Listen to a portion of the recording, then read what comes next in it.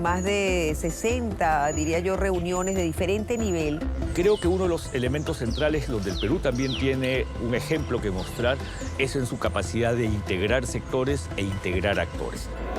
El reto grande fue poder conciliar o poder discutir y dialogar desde diferentes perspectivas, no solo del sector público, privados, comunidades nativas, estudiantes, sino desde las diferentes perspectivas de los sectores: energía, transporte, agricultura, forestal.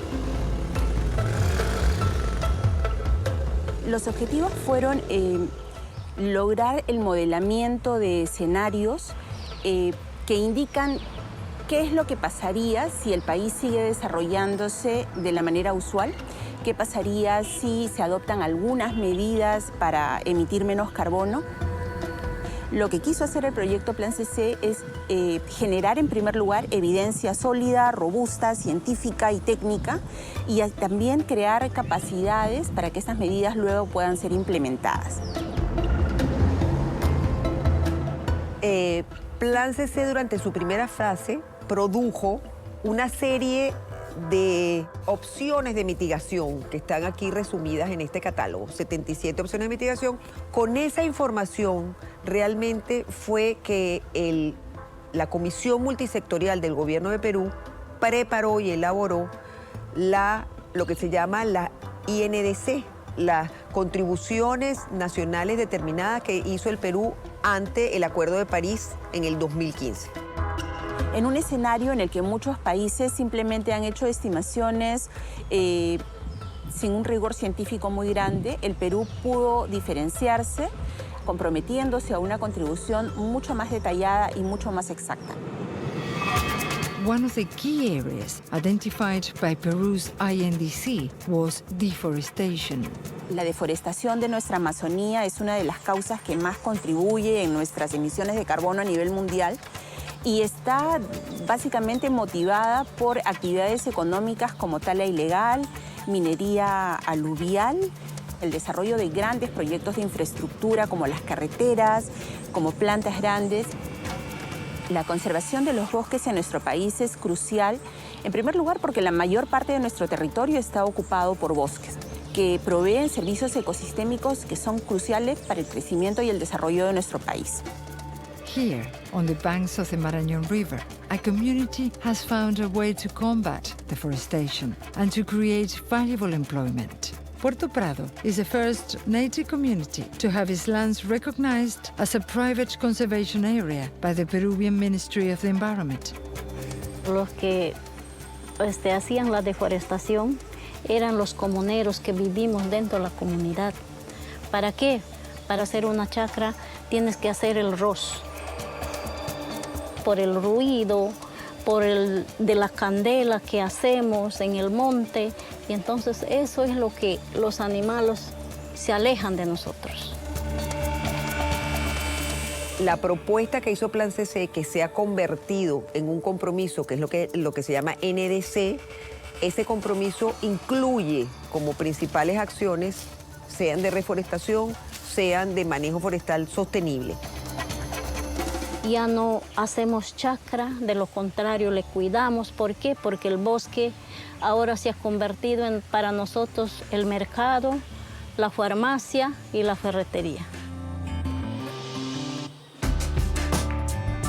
El Plan CC te permite determinar que si nosotros seguimos creciendo al ritmo que crecemos y seguimos usando las fuentes energéticas que estamos utilizando, vamos a consumir mucha más energía.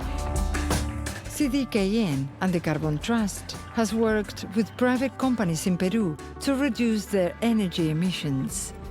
Austral, a fish processing plant, has participated in the project. Como consecuencia del estudio de nuestra huella de carbono, Austral ha tomado diversas medidas. La primera ha sido el cambio de matriz energética de nuestras plantas con el cambio a gas natural. Hemos realizado grandes inversiones en lo que son la construcción de una embarcación de 30 millones de dólares que utiliza motores de primera generación, con lo cual su consumo de combustible es mucho menor y ha sustituido 3 embarcaciones que realizaban la misma tarea. Aplicando medidas de eficiencia energética hoy en día, las empresas no solamente ahorrarían, tendrían ahorros netos, sino que efectivamente podrían serían más competitivas, y lo otro es que servirían también de modelo a otras empresas. El plan CC ha tenido impacto realmente positivo en la ciudadanía, en el gobierno y empresas privadas actualmente, porque tiene un componente muy fuerte de participación y un componente muy fuerte de comunicación. El Plan CC ha tenido un impacto en dinamizar la discusión interna para ser un país carbono neutral y un país competitivo en el nuevo contexto internacional.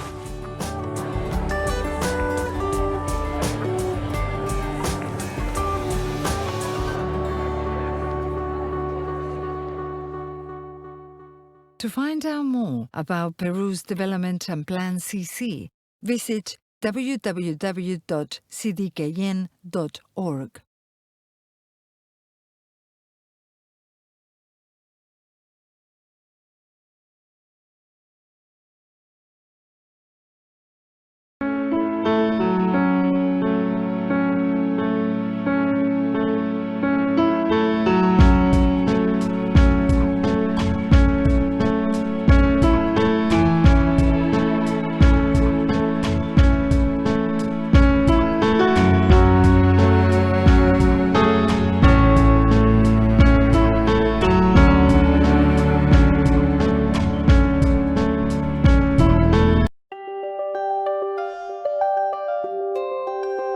In recent weeks, you may have heard the term green recovery or green economy.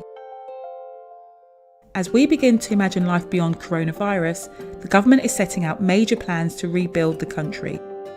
And what's decided now will impact us for decades to come. But the coronavirus pandemic has shown us what we desperately don't want to go back to. How unequal our society is, how vulnerable we are in times of crises, and how our planet is struggling. A green economy is a way to rebuild the country whilst taking all of this into consideration. So what does it actually mean? A green economy prioritises the health of people and the planet and sees these things as interconnected. It means solar and wind power, not coal, oil or new gas. Better public transport and electric vehicles, not petrol and diesel ones. Energy efficient homes, not cold and drafty ones. And protecting nature and having a circular economy, not a single-use throwaway culture. It would mean massive investment in renewables, housing and transport, and rolling out training programs to skill people up for new jobs in all of these areas. This wouldn't just be good for the planet, it would be good for the economy too. A major investment like this could create hundreds of thousands of jobs. And with the oil and gas industries also now in deep trouble, and renewables being the cheapest way to generate electricity, switching to solar and wind power would be a win-win situation, providing both jobs and clean energy. So some might say that in order to recover from the coronavirus crisis, what the government needs to do is tighten its belt financially and introduce cuts to spending.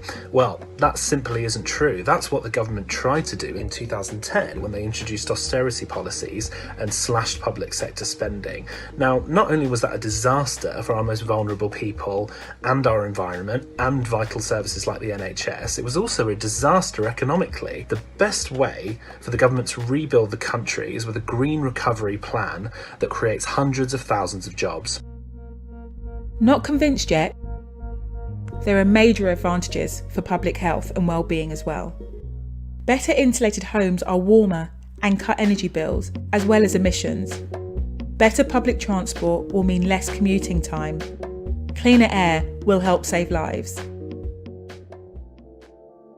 Coronavirus has shown us that to look after ourselves, we need to start looking after the planet. Because without a major change, we can fully expect to see many more crises like this one. And not just pandemics.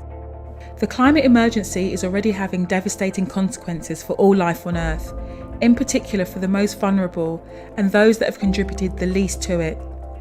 To ignore this would be disastrous and unjust.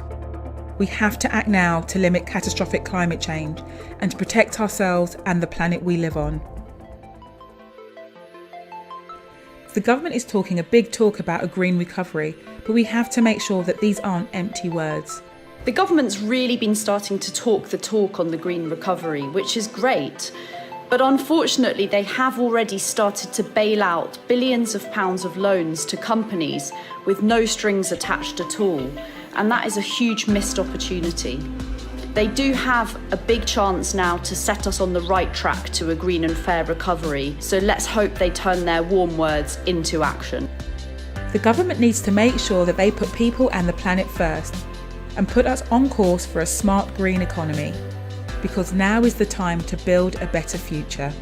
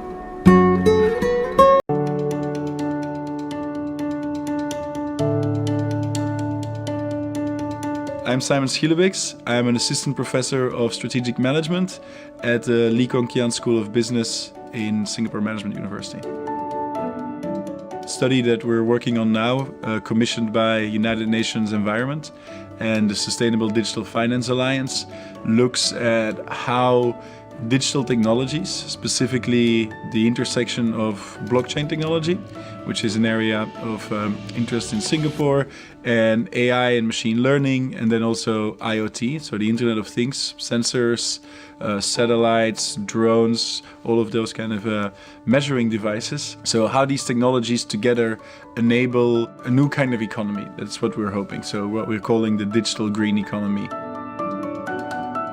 So for a long time, businesses have done corporate social responsibility or have worked on sustainability. And what that generally means is that they've tried to do less bad, so reduce their environmental impact, do some social projects somewhat tangential to what the company is actually doing. And that's great. And we need to encourage that, and we need more green energy and all of those practices. But what we see now with this, what we call the digital green economy, is really an emergence of businesses that are solving a business opportunity that is inextricably linked to also addressing one of the Sustainable Development Goals. So I think this is a very big shift in what we see in businesses, that they solve a genuine problem that businesses have, but in doing so, they almost accidentally, as an inevitable consequence, are also addressing sustainable development challenges. And that's really something that I think is quite new. With Alipay in China, where we did a case study on their project called Ant Forest, which has over 300 million users now, where people are actually incentivized to change their behavior via a simple online app, and they get rewarded in digital trees. And eventually, when the tree has grown high enough, the company itself, Alipay or Ant Financial, is actually planting that tree in Inner Mongolia, in the desert, in order to halt desertification. At the organizational level, in my opinion, if you're in the oil and gas business, you have to think about transformation, radical transformation. How do we redefine ourselves from being an oil and gas business to being an energy provider, and how do we move into greener technologies that are actually sustainable? And then at the highest level of government and then transnational organizations, making those changes is very important, not only because it changes a specific behavior, but also because it changes a mindset. Government should be the good shepherd and not only take care of its current population, but also take care of the future generations.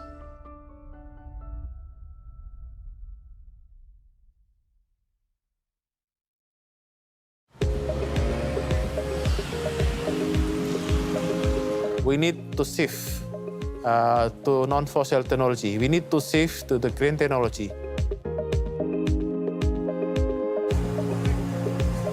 The energy demand in Southeast Asia has grown by approximately 60% in the last 15 years. That in and of itself is no problem. But Indonesia is one of the countries that has the most coal plants on the books. Indonesia Low Emission Network is the new network that we established to facilitate the government, the private sectors, the NGOs, and also universities to work together to achieve national emission reduction target. Indonesia is archipelagic country. We have so many remote islands that need energy as a source of economic development. We are rich on renewable energy resources, wind energy, solar energy, but we only utilize around 20% of this potential. And we hope that through rooftop solar power, our target will be achieved.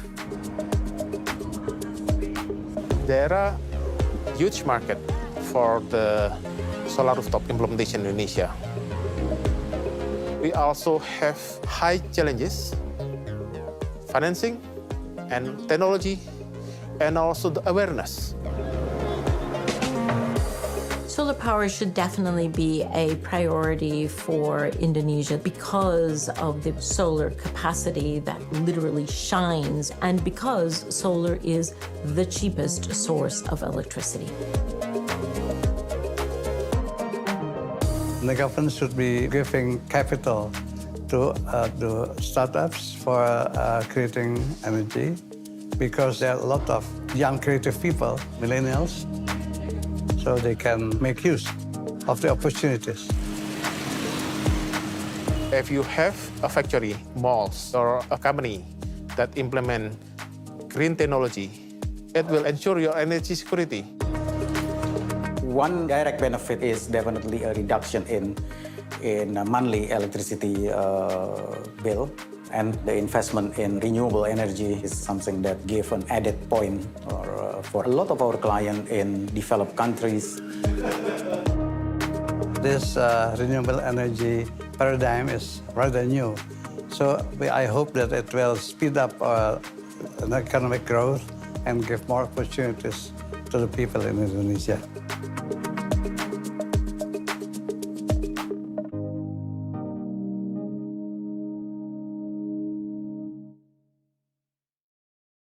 Green energy is cheaper than ever. Plunging costs of wind and solar mark a turning point in a global transition to low-carbon energy. That's according to a report published by the International Renewable Energy Agency. The average cost of building new solar and wind facilities is now less than keeping many existing coal plants running. The organisation's Director General, Francesco La Camera, said the attractive prices of renewables could help governments embrace green economic recoveries. Renewable energy is increasingly the cheapest source of new electricity, offering tremendous potential to stimulate the global economy and get people back to work. Why have costs fallen?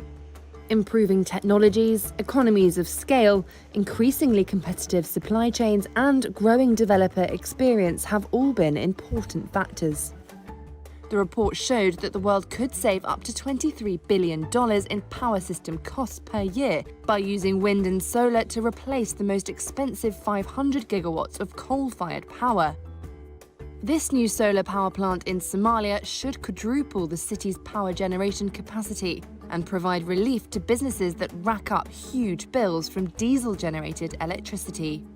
Solarkaasi solar panelka wuxuu keeni karaa oo keenaya kostigiisii oo yar marka ugu horeysa baad investment gelinaysaa kadib waxa weeyaan shidaal iyo waxa ay maintenance fara badan kaagama baahan maintenance-kiisu iskeri marka waxaa keenay marka in dabdhalintii raqiis source-ka la isticmaalayo ee dabka laga dhalinayo hadduu solar noqday ayaga marka waa solarka iyo dieselkii ayay marka kaasi isku daraan hybrid bay sameeyaan oo markaas si iibiyaan sidaas darteed marka costigii ayaa xoogaa iyaga maartay gelay lacagta ay maalgelinayeen ayaa yaraatay sidaas darteed ayaa iyaguna ay u dhimeen qiimo dhimis u sameeyeen.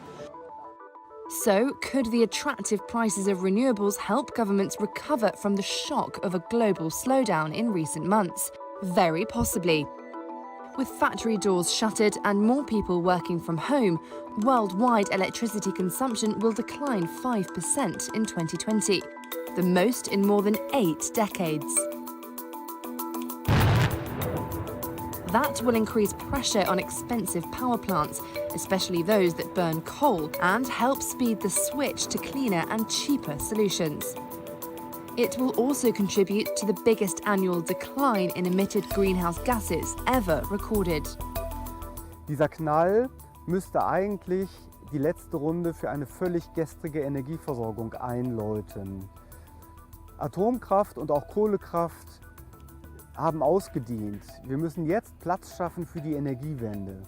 Und damit das gelingt, müssen nicht nur diese Türme gesprengt werden, sondern auch die Ketten, die den Ausbau der erneuerbaren Energien in Deutschland blockieren.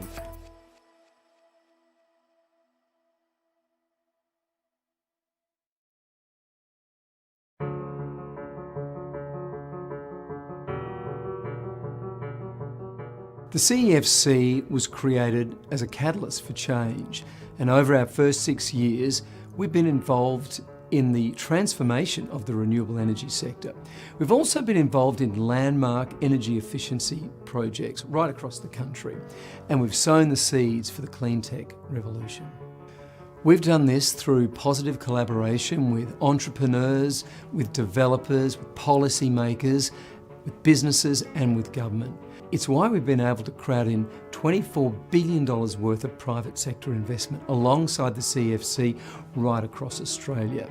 The projects we've invested in are targeting abating 260 million tonnes of carbon over their lifetime.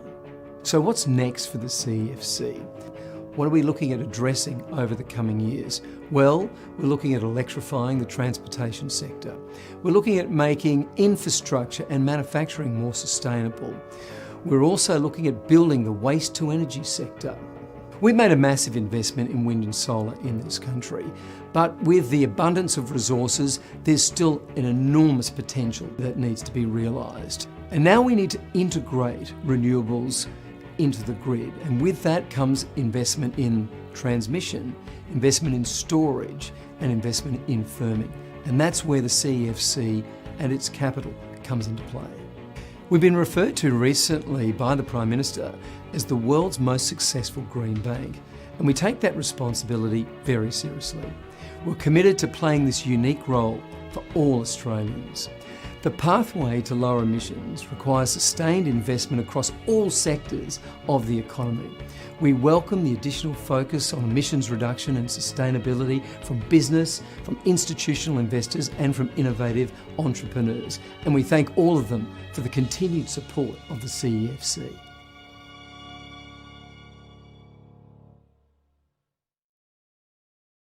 Hello, I'm from the US government with an update on our pandemic response. In the space of just a few months, our "don't worry bro, it's just the flu" policy has gotten a shit ton of you killed. Some say this tragedy was inevitable, but actually, studies show that if we'd simply responded like other governments who listen to scientists instead of Chuck Woolery and the My Pillow guy, we could have prevented almost all of those deaths. Unfortunately for you, the amount of responsibility we take in doing our job comes to approximately fuck all, which is why we got more of you killed than 50 9/11s. Trump 2020. With a president like this, who needs terrorists?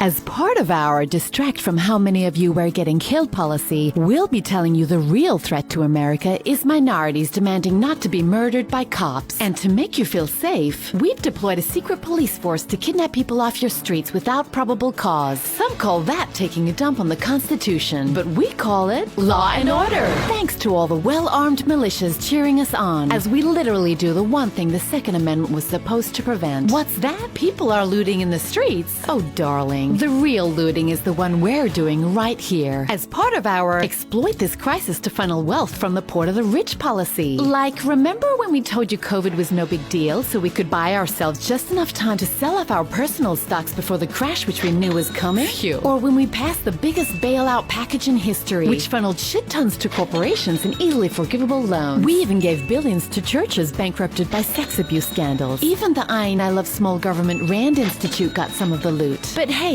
don't forget that single barely above minimum wage check we sent you. You know, the one you simply handed over to your landlord to pay the rent, who in turn handed it to a bank to pay their mortgage, which is how we laundered another $1 trillion to banks through the working class. Profits made, profits kept. Now millions of you face homelessness and 1 in 5 families are going hungry. But look on the bright side. Billionaires regained $500 billion of their wealth. We're not in this together. If you survive till November, be sure to re-elect us so we can get the rest of you killed in the looming climate and extinction crisis. You know, that other crisis we're ignoring and plan to profit from obscenely at your expense. Trump 2020. Fuck you. Of course, we realize that after lying to you, robbing you, and getting your loved ones killed, some of you might be contemplating not voting for us. But don't worry. That's why we've adopted our deregister millions of you policy, as well as our close polling stations, file lawsuits, and let's spread bullshit about voter fraud policy. And if that's still not enough, well, maybe we'll just cancel the election. Trump 2020. Now get back to work, America. Our stocks won't make themselves go up, you pieces of shit. God bless America, except Portland and Chicago. Authorized